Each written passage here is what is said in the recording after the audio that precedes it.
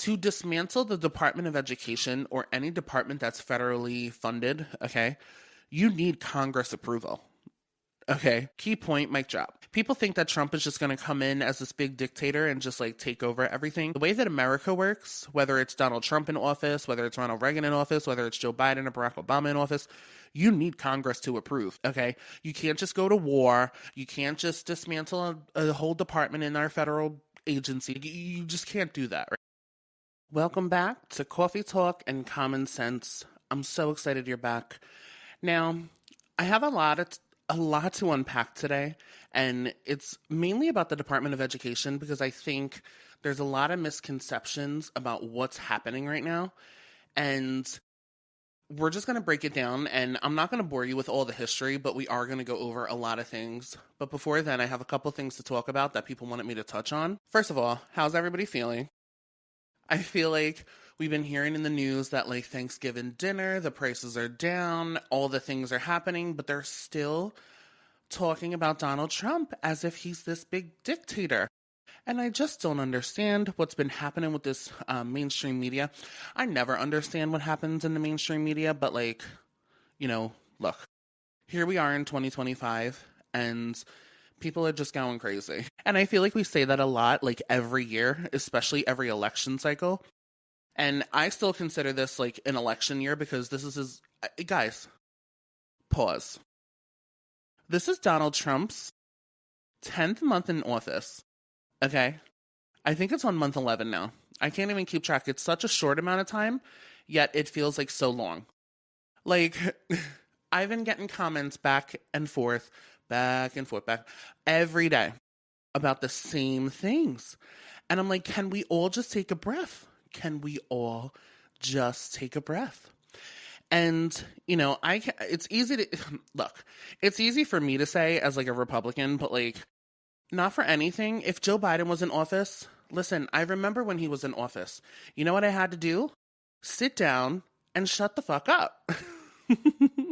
Like, I don't mean to cuss. That's my last time. But still, like, listen, I'm going to be, you could be critical of the president all you want. And we all are, That's nothing new. This is called U.S. politics. We have the freedom in this country to be very critical of our president, of our government, of our Congress, U.S. House of Representatives. We have the freedom as the people, okay? We the people, okay? Remember? We have the wherewithal to be very critical of our government. So be critical, but I'm starting to get to a point where I hate the lying that's happening in this country. On my Instagram and TikTok recently, I called out Dean Withers. I've called out I don't even know what Spencer, whatever the heck his name is, because I am sick and friggin' tired. And I guess it's never going to stop, so I can't really stop it myself. But I'm just sick and tired of the lying. I really am. And for people to have that big of audience, okay, why are you lying to them? Okay, listen, I know that the mainstream media, listen, Wendy Williams, going back to Ellen DeGeneres, I know the View, all these talk shows, all these publications, okay, I know how they work. I know that they're going to lie sometimes. We shouldn't accept it, but it's something that's going to happen. Do you understand? But nowadays, what we have now is, and I say this time and time again, okay, influencer is the new celebrity, okay? So these influencers that are coming out and they're lying straight to their audience, especially when it comes to politics, that's what I think I have a problem with, because people like Dean Withers, he'll throw on a little suit jacket, have his little microphone, sit behind the microphone, and lie blatantly to your face. Then you have influencers like, well, look, I'll put myself in the category. I'm very small fish in a big pond, but me, Emily Saves America, Xavier DeRusso. We got, the list goes on and on. They're just my favorite. But the list goes on and on and on. And honestly, we're not sitting here spinning a headline for nobody because we don't have to. Do you understand? We don't have to. I just rewatched Emily Saves America. If you guys don't follow her, you have to. I mean, she's, first of all, she's gorgeous. I just rewatched the debate she did with Dean, and the whole time you can see it in his face. All he wants, okay, is to get an "I got you" moment from her. And this is what he does, okay? You know, don't let it get lost on you. This is what they do. Him and the Harrys and the, you know, these liberal men, okay? They're little to me, but they're men, you know? This is what they do. In their debates, there is no substance, okay? They don't want you to learn the truth. They don't want you, because listen, at the end of the day, we know that liberals are scared of truth. They're scared of, they call themselves progressives. They don't want to progress, okay? They don't want to progress. They want to stay in the same government-run America, okay? Big government. They want big government. For what? I don't know. They need someone to control them. Whereas us as conservatives, as you know, Republicans, okay, we're saying let's get the government out of our systems. We're going to get to that later. But before then, I want to talk, because my last episode I talked about Marjorie Taylor Greene.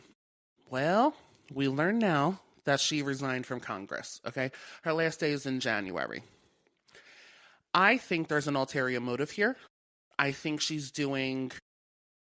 has to be doing something. And the biggest thing that even liberals and Republicans can agree on of what she's doing is I think she's going to try to run for Senate.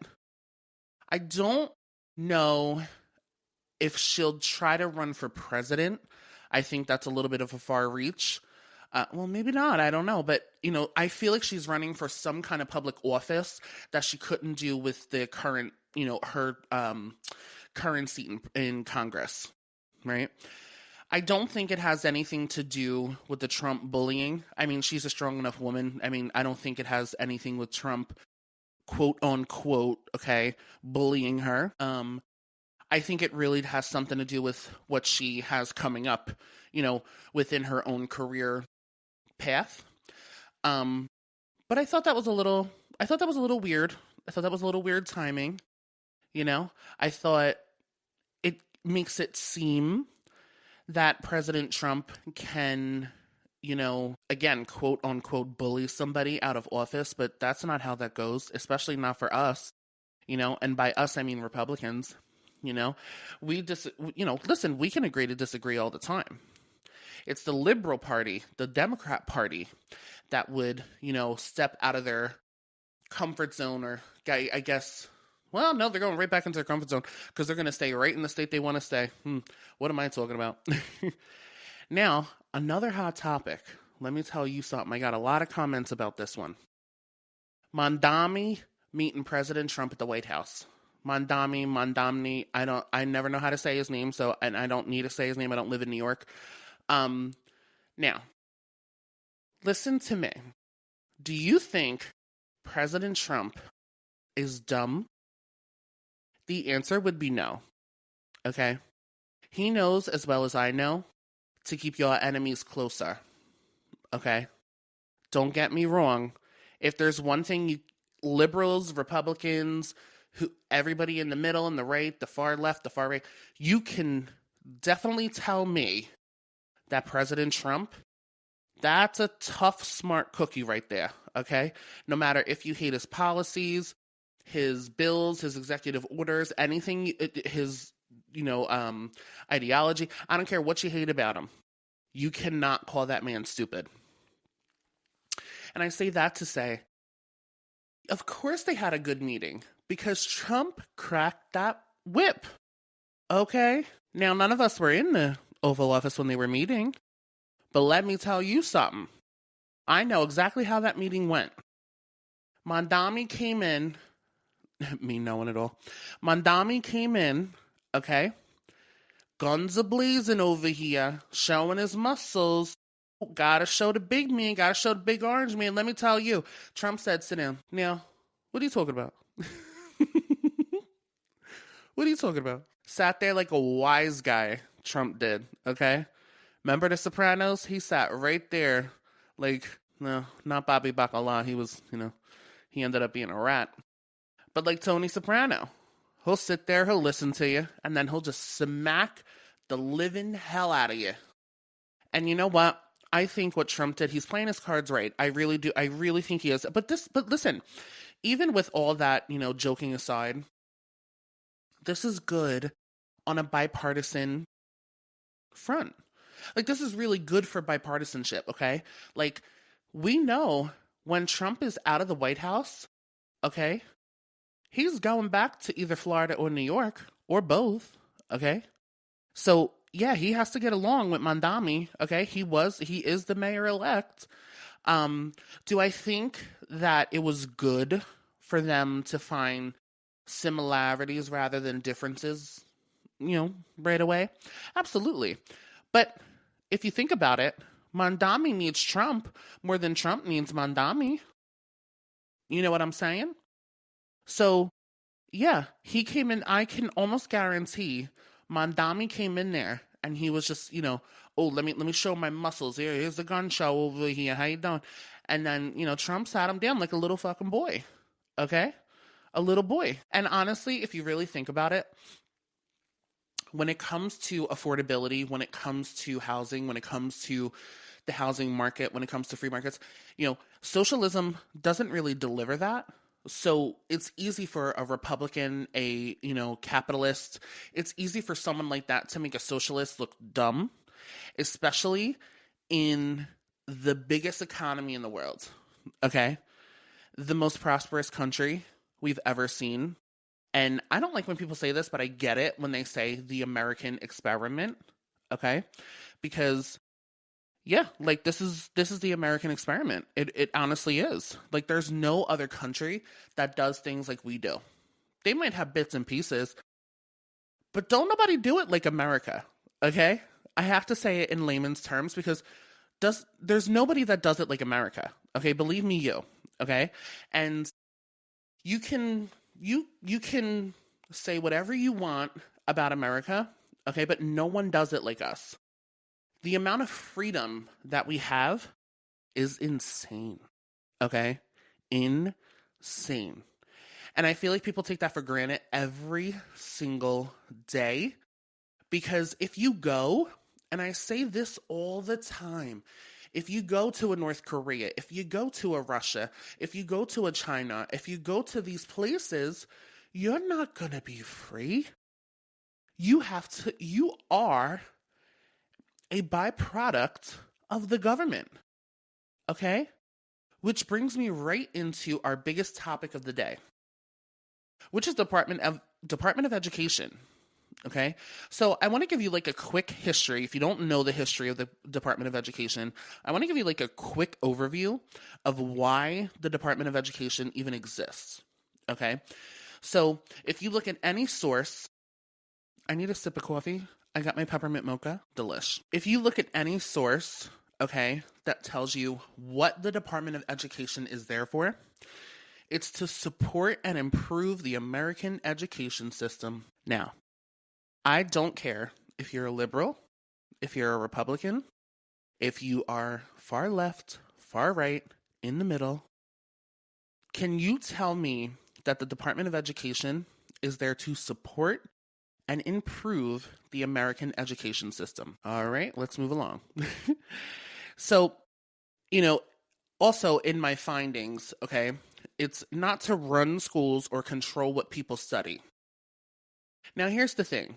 When we think of big government and we think of government overreach, okay, I'm going to say that a lot in the next few minutes, but if you think of government overreach, they can control, when money is involved, okay, they can control everything, okay?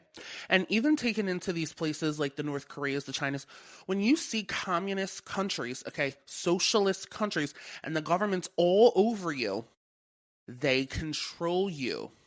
So to tell me that a Department of Education is not there to control or to, run what people study is just crazy to me. Crazy to me. This is what stood out to me too. It's there to make sure schools follow civil rights laws. Shouldn't they be doing that anyway? Whether you're in federal, local, or state, okay? Equal access regardless of race, disability, sex, etc. Don't we have that law in place whether it was run by the government or not? Interesting. Okay. Now, this is something else that stood out to me. It creates guidelines, not curriculums, to help states improve their systems. So why is the government overreach so strong? But you're there to help states improve their systems. Interesting. Okay. Works with states on K-12 standards, college readiness, and career training. Again, why do we need federal and government overreach for this? It does not define professions, which we'll get into later. It does not control school curriculum. It does not license or regulate careers. It does not run public schools. So then what the hell does it do? All right. Let me give you a quick kind of history of the Department of Education. All right. So it was created cabinet level department on October 17th, 1979. Jimmy Carter. Okay. He signed the Department of Education Organization Act into law. Okay. Began operating on May 4th, 1980. Now, this is something else that was interesting to me because, I'm using this podcast as a learning experience, and this is something that stood out to me. Before it was signed into law by Jimmy Carter, education functions, I like that word, education functions were grouped within the Department of Health, Education, and Welfare, also known as HEW. Okay, so then why do we need to take Department of Education and make it its own thing, okay? Dump so much money into it when there's already Department of Health, Education, and Welfare. I'm talking back then. Now, let's get into the budget of things, right? So let me tell you something here, okay? 1979, the budget was $14 billion with the B, okay? Which is a lot for 1979. As of 2024, the budget is $268 billion with the B. Okay? But let me tell you this too. This is something else that was interesting to me. They tried it in 1867, Andrew Johnson, okay, signed legislation to create a Department of Education. Now, back then, this was before, a lot of things after the Constitution, but before a lot of the, things that we know of today. It was seen as a way to collect information and statistics about the nation's schools and provide advice to schools in the same way the Department of Agriculture helped farmers. So what's interesting is what we're doing right now is, yes, we can, blanket term government overreach, okay? But it's literally what's happening, okay? And Republicans have been forever voting to dismantle Department of Education. Now, let me tell you. So here's what happened. After World War II, President Eisenhower, okay, what he did was he made a plan, right? And he abolished some of the functions, okay? But it was kind of abolishing, how do I put this in simple terms?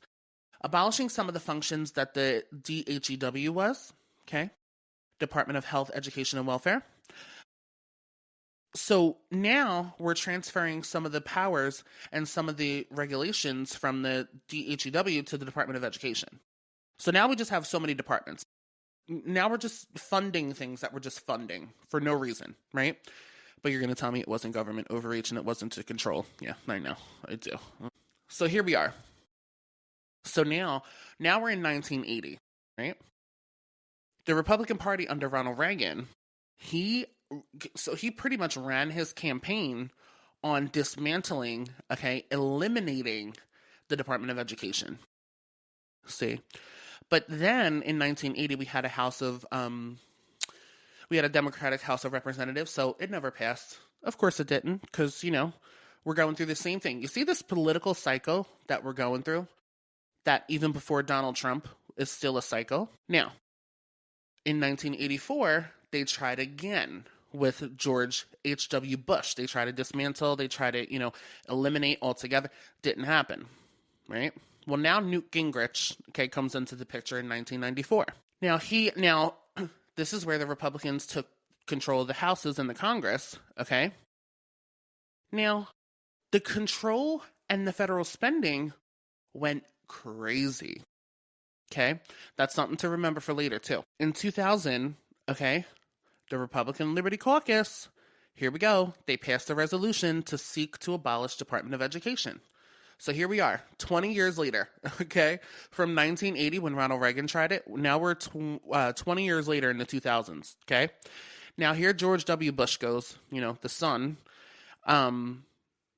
They made a bill to reform the federal education, a key priority, okay? So he's not talking like dismantle, he's not talking to abolish, he's just saying let's reform, right? All right, well, here we go.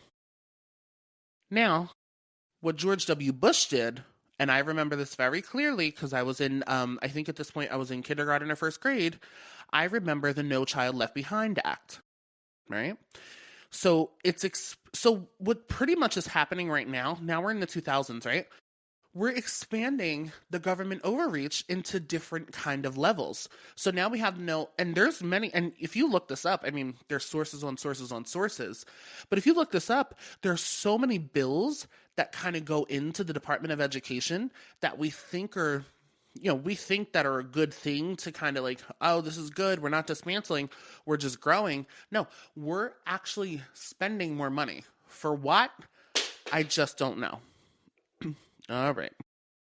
So now that's a couple years, and here we go. In December of 2015, Barack Obama signed the Every Student Succeeds Act. Let's see. Which he just wants to replace everything, right? He came in Obamacare, and then he came in with everything. He just wants to replace everything. So this replaced the No Child Left Behind Act. Now, I bring all these up because these are all, pretty much subcategories of the Department of Education. And nobody wants to dismantle the Department of Education. They just want to build on top of it.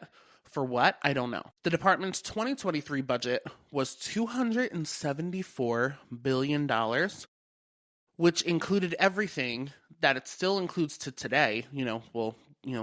It's not dismantled as of yet.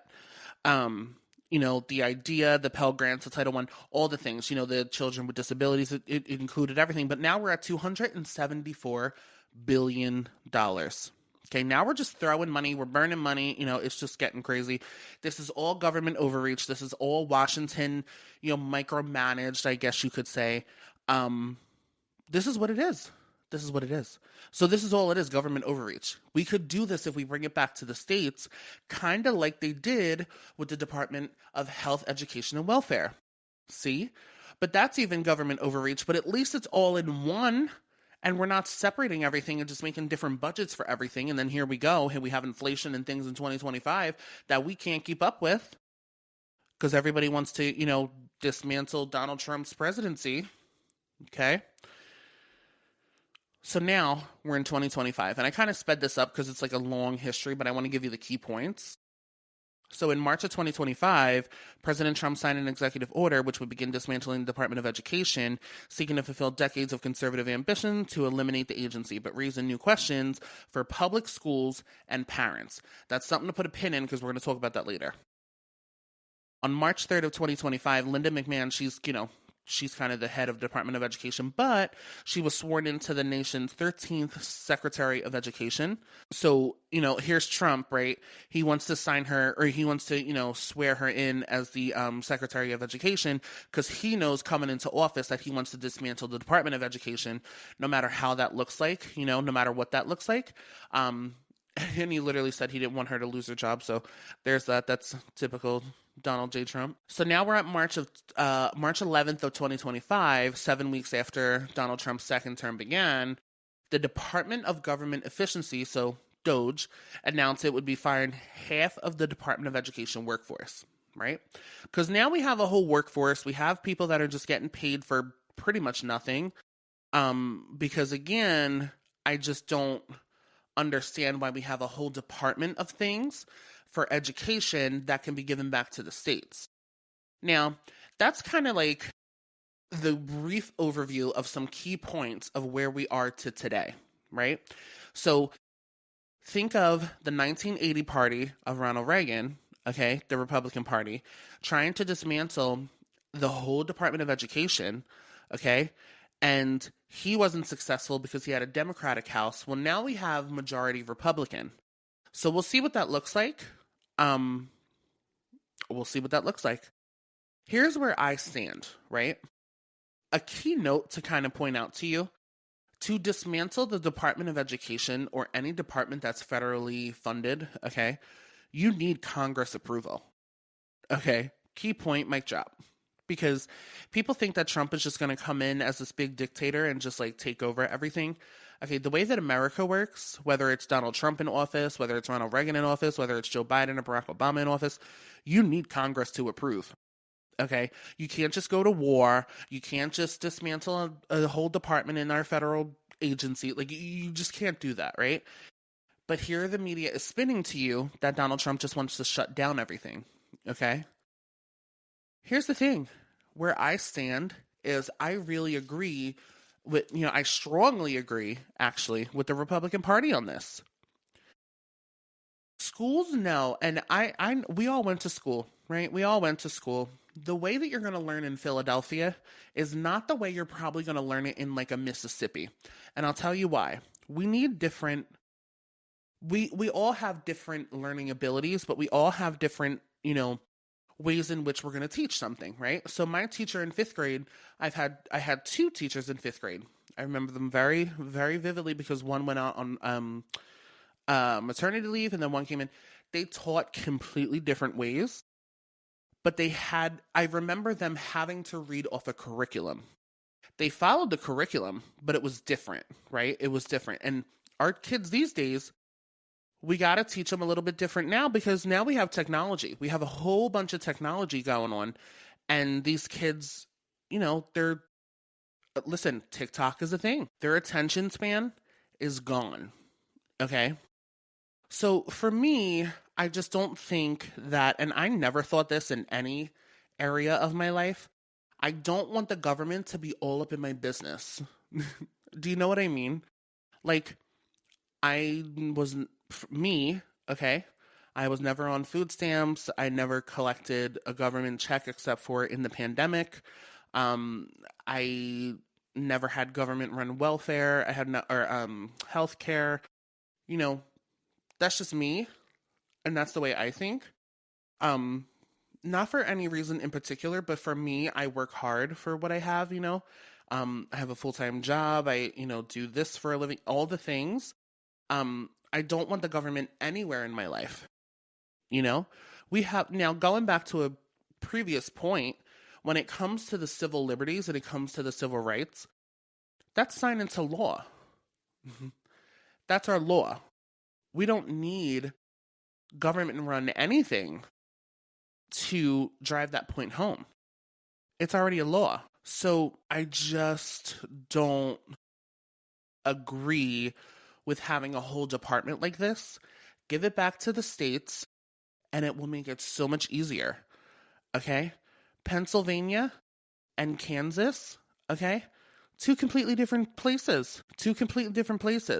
Different learning needs. And if we go off of the statistics and what the Department of Education originally was supposed to do, give us those statistics, okay? Give us those statistics. We don't need more government near us. Now, let me make a point too. When it says, right, even though the Department of Education doesn't particularly write the curriculum, which I don't believe, and that's just my theory. It's not a fact. It's just a theory for me. I don't believe that they don't have anything to do with what we're learning. I think they have a lot to do with what we're learning. I mean, we see critical race theory in classes, okay? We see gender ideology in classes, okay? What kind of a degree are you getting with a gender studies degree? Why are we taking, critical race theory? What's the point in 2025? What's the point? We have history for a reason. Teach it in history. It always was taught in history. It just wasn't broke down like now that we, have a whole class for people to hate white people. That's not right. I do agree that the Department of Education has something to do with that, right? Because as long as the government controls you, you're their puppet. Now, a point that I want to make too is let's think about special education, right? When you think, okay, of the Department of Education and the curriculum that goes with it, even though they're saying they don't allegedly write the curriculum, but it forces schools into a one-size-fits-all. See? And when you think about special education, it comes with a price. Okay? Especially those teachers. I mean, listen, teachers are really unappreciated. I always said that. But especially the special education teachers that have patience, okay? And it's not a one size fits all. And it never should be. Because again, children learn different. I'm not a parent, but and I'll touch on that later too about what's happening in California, but I'm not a parent, but I would almost imagine I would want to know what my children's learning. See, especially if they're in special education. Okay? And no, we don't need funding, from the government for that. We can get grants and we can get all the things, but we don't need listen, the Department of Education is not there for a money hose, okay? It's just not, okay? But that's what we're using it for. I mean, look at what came out about the SNAP benefits. 42 million people? Oh, that's a lot of people. See. So I can only imagine how money's being burned at the Department of Education. If 42 million people can just be on SNAP benefits and get food stamps, I can only imagine what's happening. Now, what we have to think about too, and this is something that I found very, very interesting, is test scores. Okay, if the Department of Education is there for funding to, make schools better and all the things, test scores from even from 2021 to 2025 have gone down dramatically. You know in what class mostly? English, reading, science. Okay? The only reason these little kids are passing math is because they got their phone on them to do the math for them. They're going to say, hey Siri, what's 2 plus 2? What are we doing? I don't know how schools are these days. But that was considered cheating back in my day, and I'm not even that old. So it's very interesting to me that even though, the Department of Education is there to, I guess, help the quality of school, okay? They're not, because even in that short amount of time, test scores didn't go anywhere. And let me tell you, the test scores from when it was created till now barely had an impact. See. And you can look up all the statistics, absolutely. See. So there was a sharp decline, okay, from 2020 to 2022. It was like, listen, it was historically significant, see. So I'm not just making things up for you. But, these trends, this is what these people are talking about, federal, state, local, it doesn't matter. We need to address the recovery of our kids, okay? Now, if I talk about what's happening in California, okay, well, actually, let's touch on what's happening in Florida. Okay, do you remember back a couple years ago, they brought up the Don't Say Gay bill? Okay, you know what that was? Gay wasn't even in the bill. Okay, Ron DeSantis didn't even address the word gay. G-A-Y. Didn't even address it. See. What it was there for was to not teach our kids this gender ideology, the LGBTQ, LMNOP, whatever you want to call it. Okay? That's what that was there for. Now, this is why I think the Department of Education is so flipped upside down, because let's say they overturn that. And this was during the Biden, I believe, no, this was Trump back in the day. Here's the thing. If it was under Biden, or Kamala, or, Barack Obama, I could almost imagine, okay, that they would take Ron DeSantis' bill and throw it in the trash. Okay? Because they want to, this is what the government does. They want to control you. These days, why are we teaching our kids about drag queens and LGBT-ness and all the things? Why are we teaching them this? What is there so exciting to teach? Okay? I just had this conversation the other day with a person that I love, and they went to a drag show. I love a drag show. I'm 28 years old. I love a drag show. Kids should not be invited. Okay? It's not about we don't want them to teach about your lifestyle, or we don't want them to learn about your lifestyle. Why do they need to learn about your lifestyle? There's no reason. There's no reason that my kid should go to a show with a drag queen talking about sex, okay, with no regards to who's in the audience. There's no reason. There's no reason for drag queens to show up at schools and have a whole, I guess, civil liberty. Oh, we're so inclusive. Inclusive to what? Inclusive to what when you're in 5th grade? What? This is the part of it I don't understand. My theory is that, look at what's happening in California too, okay? They were the ones that try to add the P to the LGBTQALMNOP, okay? Which stands for pedophile, okay? Hear me and hear me well.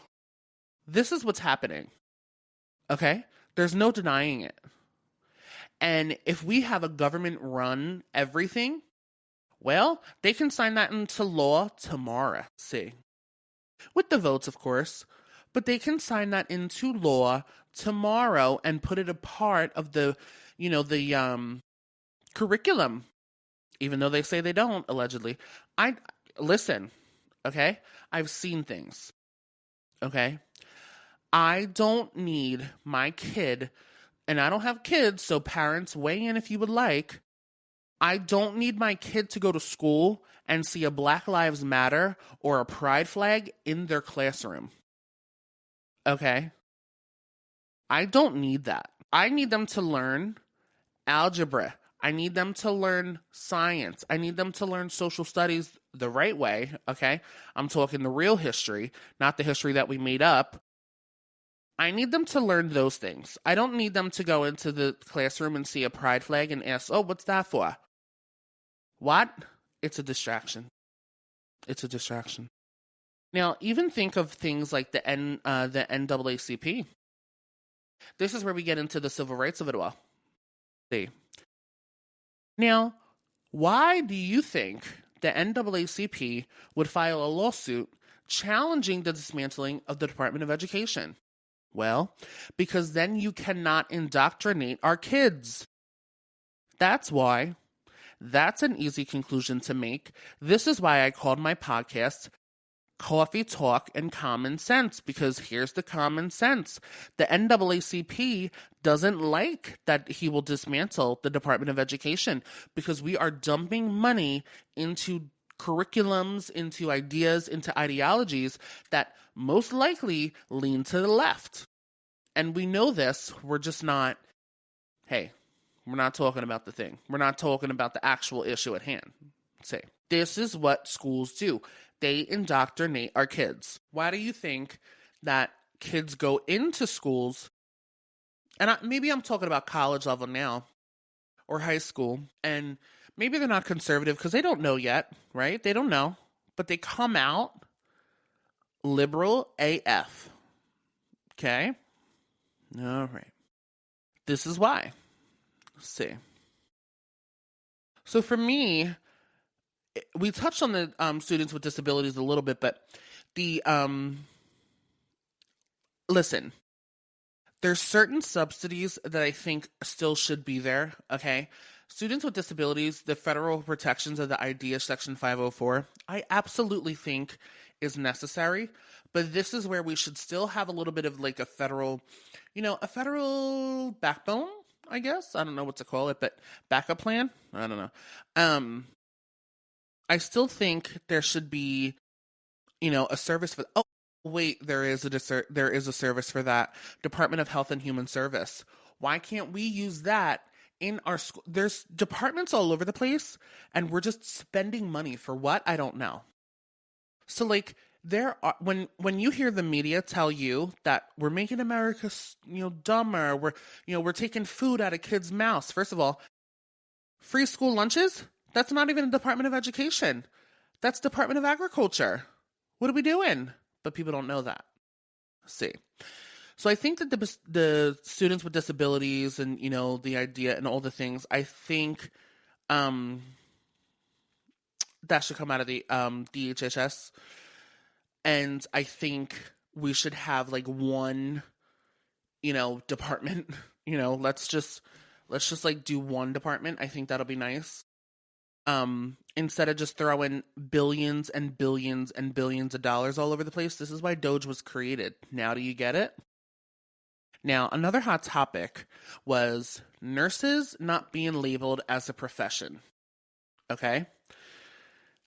This grinds my gears because not only is that not happening, okay, they made this like a feminist movement because nurses are a female-led industry. Here we go again with DEI. I can't. We stopped DEI for a reason. This is why. To be clear, this is not what's happening. Okay? What is happening, though, is the unlimited money, the unlimited money stops here. Okay? Stops here. And it was just like a money hose. I forget who said that on their Instagram. It was just like a money hose. It's the best way to describe it because that's what these federal agencies are. They're just money hoses, see? And it's just, we're just spending money without no clear direction of who's paying for it. And, that's socialism.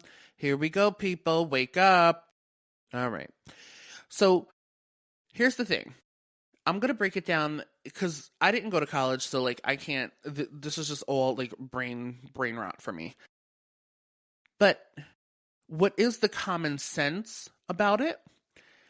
Colleges can charge whatever they want because FAFSA and loans are a big thing.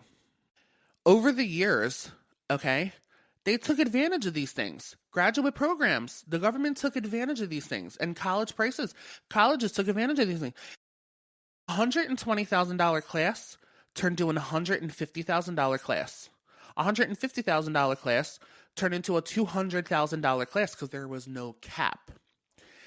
Now, there's a cap. The prices for colleges, we all know. I'm 28. I, at one point, wanted to go to college. I thought it was a good idea. The prices were so unattainable, they still are. Now they're putting pressures on the institutions.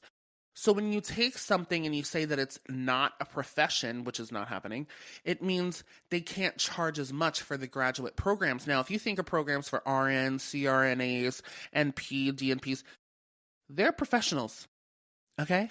Nurses too, but there's different subcategories when it comes to graduate programs. Does that make sense?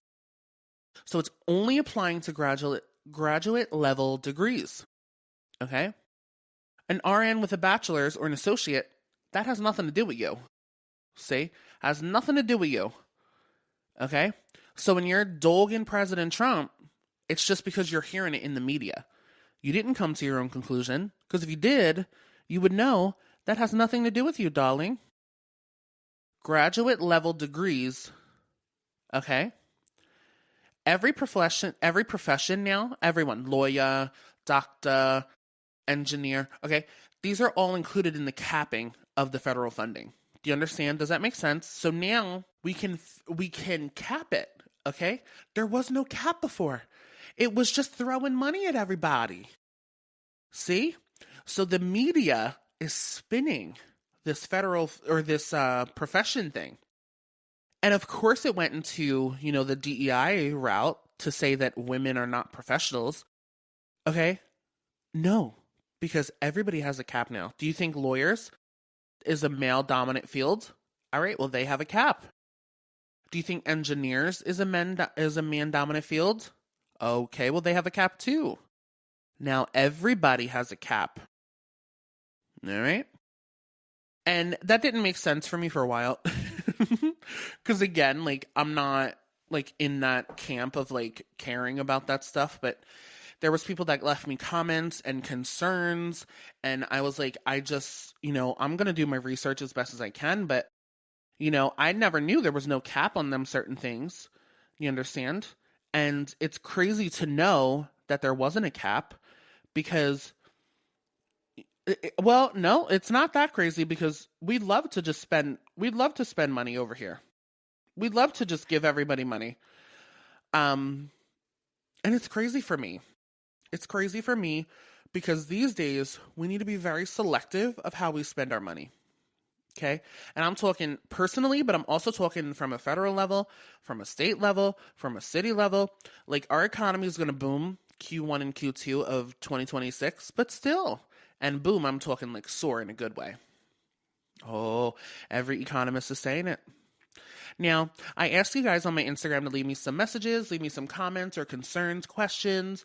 I'm going to do that every episode, but this one I wanted to keep very geared towards the Department of Education.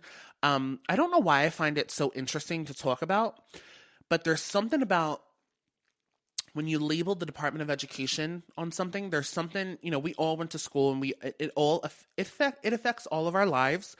And I just don't like to see the government have a say in anything, but especially in that. So I have a couple comments to kind of read. So C. Paul says, RN 27 years, you learn to ignore the Looney Tunes losing their minds. I know. Registered nurse. I know. I get it. Do you see what I'm saying? Rose says, yeah, I'm a teacher in New York. Can we get some of that money they're now saving Department of Education waste? I know, girl. I know. Oh, well, you're going to need it in New York soon. Believe me. Sunny says, you make me smile. Keep setting the record straight. Oh, Sunny, you're a doll. You're a doll. So Abby says, my question is, how will this affect programs for disabled people? I'm in a wheelchair myself. My love. Oh, love ya.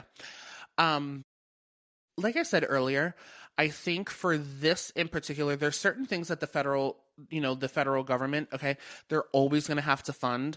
And, again, President Trump's not a stupid guy.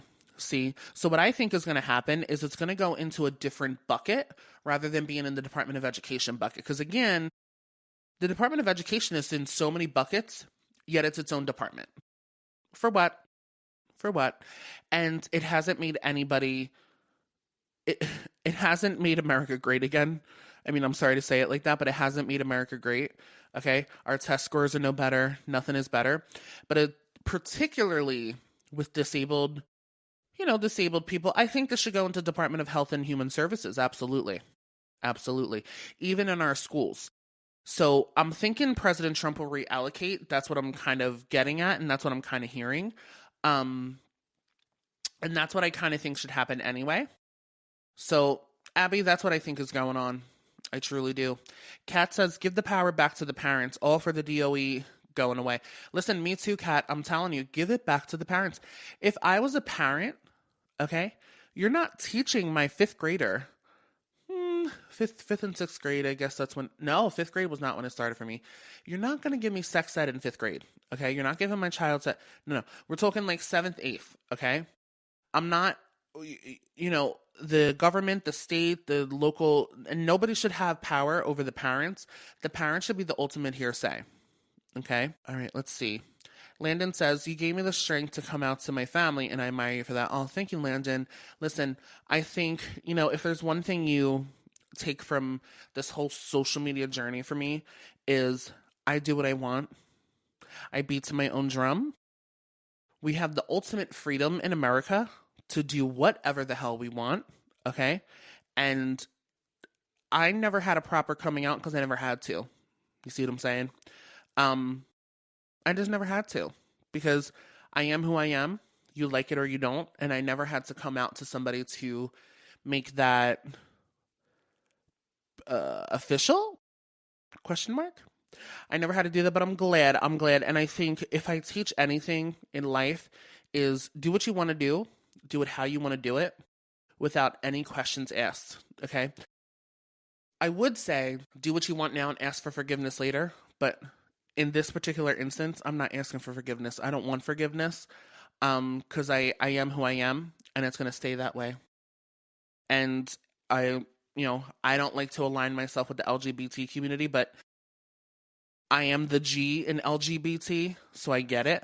But I'm never going to bow down to a system of people that are not making America great, not making great personal choices, not the whole party or not the whole movement, but most. Tay says, I'm a nurse and these people are all up in their feelings. They need to read what it really says. I know, Tay.